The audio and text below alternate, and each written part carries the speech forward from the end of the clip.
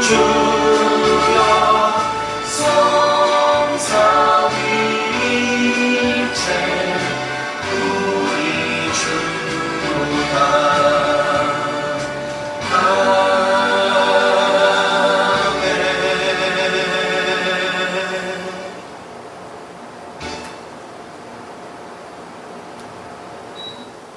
사도신경으로 신앙 고백드리십니다.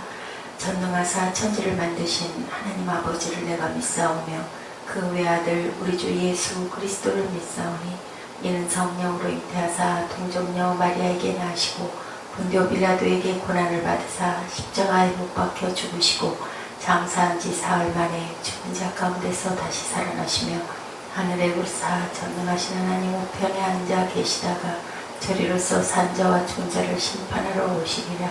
성령을 믿사오며 거룩한 공예와 성도가 서로 교통하는 것과 죄를 사하여 주시는 것과 몸이 다시 사는 것과 영원히 사는 것을 믿사옵나이다. 아멘.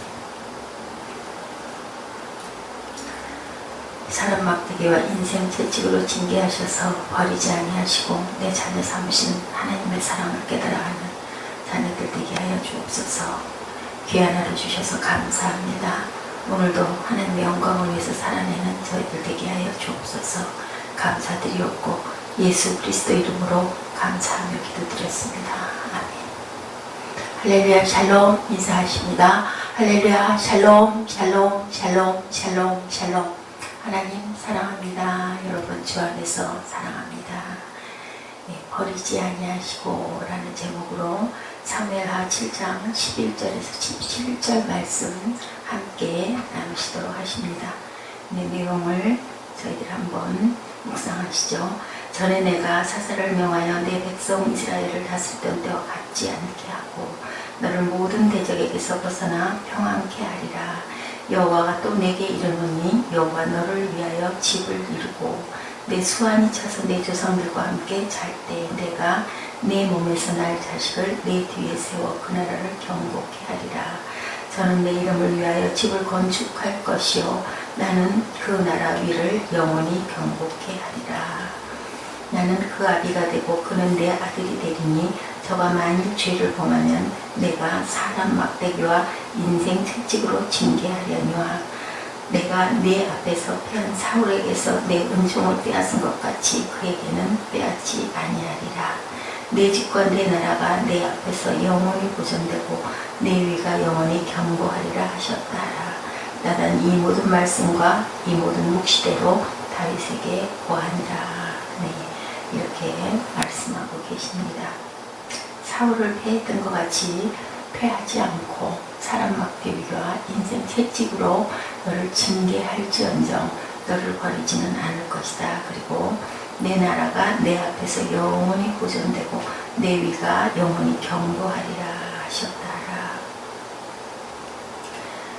7장 13절에 저는 내 이름을 위하여 집을 건축할 것이요 나는 그 나라 위를 영원히 경고케 하리라.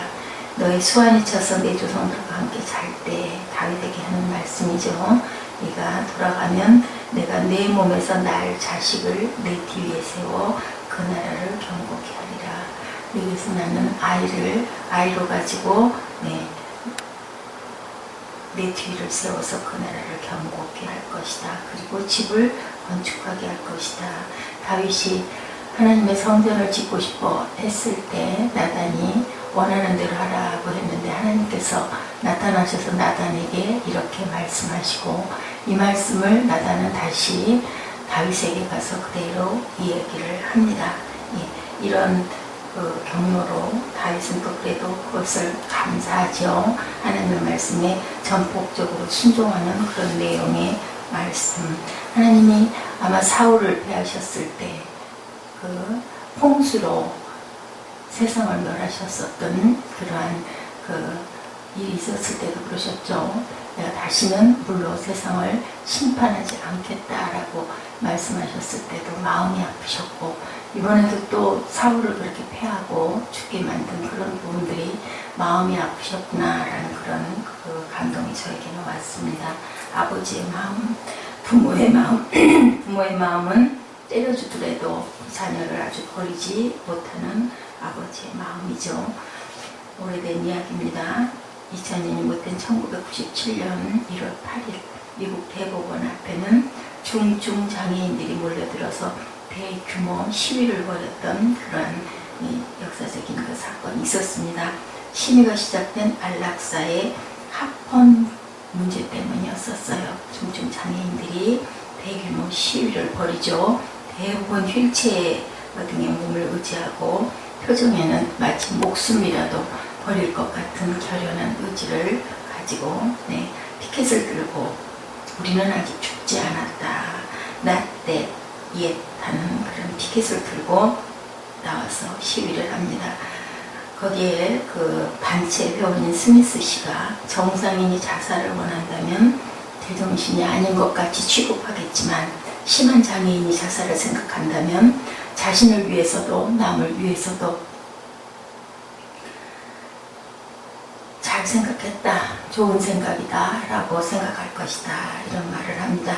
1996년 미국 대통령 선거에 부통령 후보로 출마했던 제 캠프는 안락사가 만약에 합법화가 된다면 병원이나 보험회사에서는 치료비가 많이 드는 영세민이나 아니면은 난치병 환자들이나 중증 장애인들을 안락사라는 미명하에 무더기로 죽게 만들 것이다 라는 그런 이야기를 합니다. 이 안락사 문제를 말씀드리는 것이 아니라 극히 일부지만 소외계층과 연약한 자들을 바라보는 세상의 무서운 시각들. 아이를 낳는데 요즘에는 뭐 다 초음파로 미리 검사를 하고 결정을 하기도 하지만 예전 같은 경우에는 그렇지 않았죠. 헌 집을 새로 고치는 것보다 집을 부수고 새로 짓는 게 더 쉽다라고들 생각할 수가 있다라는 거죠. 문제가 생기면 그 문제 자체를 버려버리거나 폐기하고 새로 다른 것으로 이용해서 쓰는 그러한 세상이 되고 말았어요. 요즘에도 가구 같은 게 아주 멀쩡한 가구들이 나와 있어서 깜짝 놀랄 만큼 깨끗하고 좋은 것들을 버립니다. 그리고 새로 사지요. 고쳐서 아니면 그 용도에 맞게 불편한 대로 불편한 것들을 절대로 겪지 않으려고 하죠.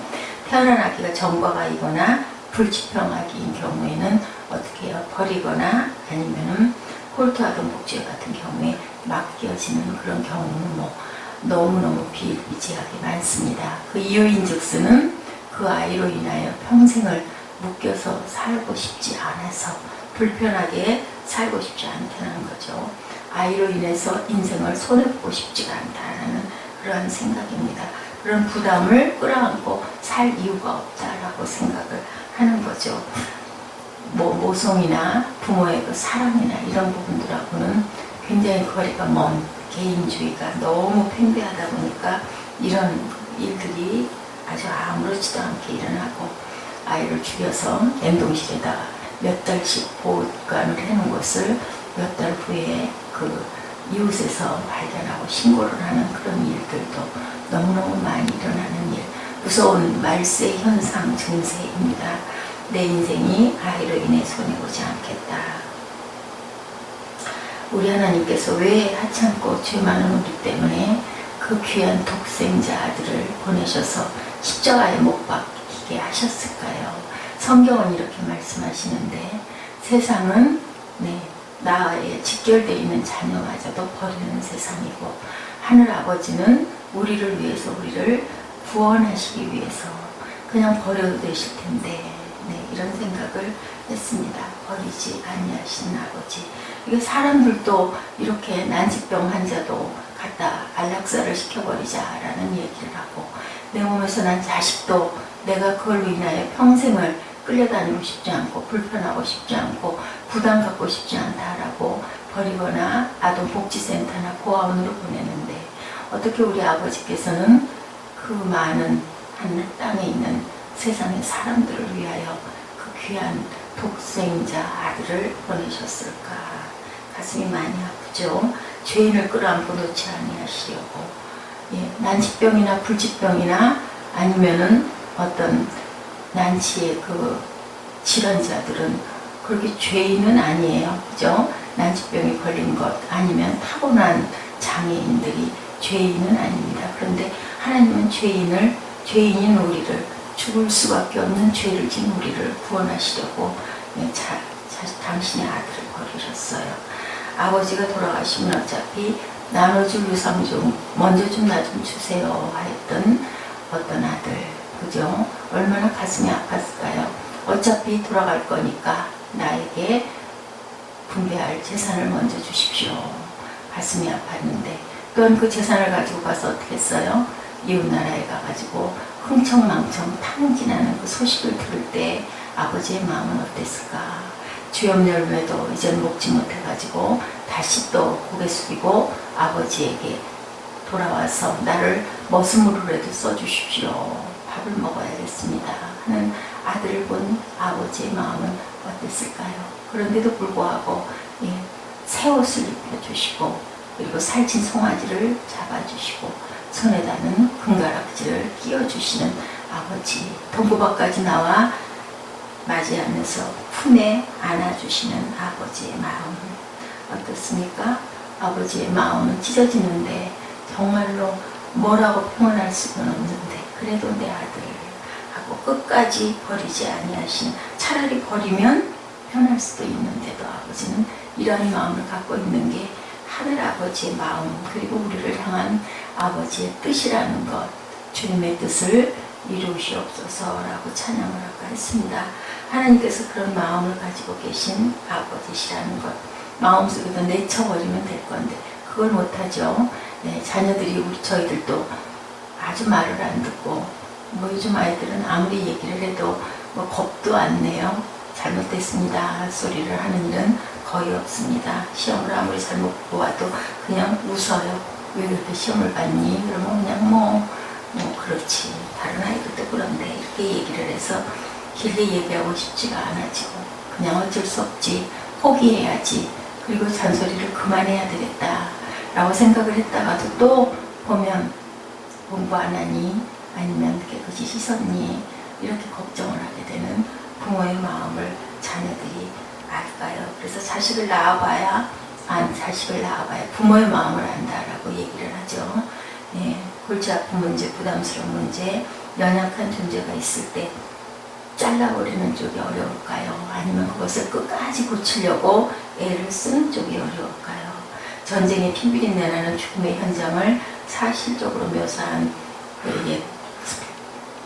라이언 일병 구하기에도 보면 참 그 인상 깊은 장면입니다. 자기 동료를 그 총알이 빗발치는 데서 도망가지 않고 그 죽은 동료를 질질 끌고 죽었는지 살았는지 총탄마저 피 흘리는 동료를 끌고 가는 모습, 나중에는 하반신이 떨어져 나가버려서 벌써 죽은 지가 오래됐는데도 불구하고 질질 끌고 가는 그 모습이 인상적인 모습이었죠. 이렇게 끝까지 자기가 사랑했던 동료를 놓지 않는 그런 마음들이 이제는 없어져 버린 세상이 되었어요. 이렇게 잘라버리는 쪽이 훨씬 우리 전쟁에서도 그렇다고 그러죠. 썩어 들어가는 다리, 팔 잘라버려야 나머지가 더 썩지 않으니까 결단하고 자릅니다. 어느 순간 번뜩 눈을 뜨고 보니 내 하반신에 다리들이 없을 때 그 마음이 얼마나 절망스러웠을까요? 상상을 해보면 너무 가슴이 아픈 그러한 사실들을 하나님께서는 자기 백성에 대해 잘라버리는 대신에 끌어안는 것을 고치시는 쪽을 택하시는 아버지. 예수님이 오셔서 많은 환자들을 그렇게 고쳐주시죠. 상한 심령도 고쳐주시고 안 보이는 눈도 뜨게 해주시고 난치와 불치병도 내 믿음대로 내 병이 나았다. 내 상을 들고 걸어가거라 라고 말씀하십니다. 먼저 죄를 살해주시는 아버지의 마음, 주님의 마음이셨습니다. 다윗을 향해 이제는 사람 막대기와 인생 채찍을 휘두르셔라도 너를 버리지는 않을 거다. 사울처럼 이렇게 말씀하시는 아버지의 마음. 다윗이 범죄했을 때 하나님께서는 그 아들을 죽이셨죠. 그렇게 금식을 하며 꿇어 엎드려서 빌고 기도하는데도 결국은 보내버리십니다. 그때의 아버지의 마음은 어땠을까요? 너무 죄 지었으니까 어디에 혼 좀 나가라, 그런 마음이셨을까요? 다윗이 아파했던 건 수십 배로 아프셨을 거예요. 왜냐하면 내가 살릴 수도 있는데 죽이는 마음은 얼마나 그 심정이 처참하셨을까요? 그러할지라도 다윗을 살리시고 싶으셔서, 다윗을 버리지 않고 싶으셔서 사람 막대기와 인생 채찍을 내가 휘두르겠다라고 했던 그 말씀 그대로, 그 대신 다윗을 버리지 않고 더 하나님께서는 축복을 해주시고 솔로몬 같은 귀한 아들을 낳아서 말씀 그대로 내 뒤를 잇게 하고 성을 짓게 하겠다라는 것을 그대로 지키십니다. 맺맞는 자식이 눈물을 흘리면 때리는 부모의 눈에서는 피눈물이 난다고 그런 말씀들을 많이 하셨는데요. 자녀를 낳아보면, 내가 때려주다 보면 그런 마음이 듭니다. 당장에 끌어안아주고 싶은데 참죠. 이를 물고 참습니다. 하나님께서는 자기 백성 북이스라엘을 누구에게? 아수르에게 내어주죠. 그리고 남유다를 바벨론에게 내줘서 70년 동안이나 포로 생활을 하게 하시는 그러한 아버지의 마음은 어땠을까요? 하늘도 무심하시지라고 얘기를 하지만 아버지의 마음은 절대로 무심하시지 않고 잠잠히 바라보고 계시는 아버지의 마음은 어떠하실지, 우리가 하늘아버지의 마음을 품는 그러한 오늘 하루가 되셔야 할 줄로 믿습니다. 팔려가는 백성들의 눈에 눈물이 흐를 때 자기 백성을 징계하시는 아버지의 마음을 품어보시기 바랍니다. 더 사랑하시기 위해서, 더 아끼시기 위해서, 싸매시기 위해서, 그래서 그 상처를 치유하시기 위해서 아프게 하죠. 우리가 병이 났을 때 어때요? 열이 나고 끙끙 앓고 몸살이 심하게 나면 몸을 못 움직일 정도로 온몸이 아픈데, 그런데 그것을 쉬고 나면, 휴식하고 나면, 약을 먹고 며칠 지나고 나면 또 거뜬하게 일어날 수 있는 그러한 그 치유하기 위한 고통과 아픔이 따른다 할지라도 아버지께서는 우리를 버리지 않으시고 치료하시고 싸매신다라는 거. 잘라버리는 편이 훨씬 마음이 홀가분할 수도 있는데, 버려버리는 편이 훨씬 마음을 비워버릴 수 있는데도 아버지께서는 이렇게 다윗에게 말씀하셨던 대로 절대로 버리지 않으시고 아프게 할지라도 내가 너를 버리지는 않겠다라고 말씀하신 그 말씀을 이 아침에 저와 여러분에게 말씀하고 계십니다. 우리 본문 말씀 한번 더 깊이 묵상하시고 기도하는 시간 갖도록 하시죠. 너를 모든 대적에게서 벗어나 평안케 하리라.